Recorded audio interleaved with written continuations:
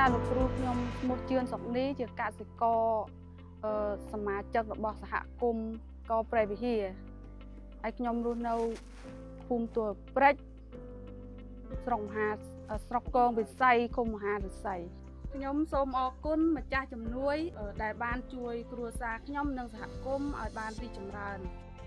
ក្នុងការដាំដំណាំខ្ញុំពីមុនមកខ្ញុំលំបាកថាអត់ដឹងដាំ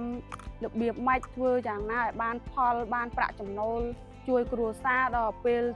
បានទៅរៀនពីសហគមន៍ព្រៃវិហារហ្នឹងក្រុមសហគមន៍ក្រុម Hiver ហ្នឹងបានបង្រៀនម្ដងម្ដងខ្ញុំបានក៏ចេះដាំចេះថែទាំបានផលប្រមូលផលរាល់អាទិត្យហ្នឹងលោកគ្រូហ្នឹងបេះក្នុងមួយអាទិត្យ2ដងលោកគ្រូមួយអាទិត្យ2ដងហ្នឹងជួនកាលក៏បាន100គីឡូជួនកាលក៏100ជាងយ៉ាងដែរលោកគ្រូមានការផ្លាស់ប្ដូរគ្រាន់ស្រួលចាយលោកគ្រូចំណូលរាល់អាទិត្យចឹងទៅបានលុយទប់គ្រួសារហើយនឹងកូននៅរៀនពេញហ្នឹងបានទប់ទល់កូនរៀននៅពេញបាន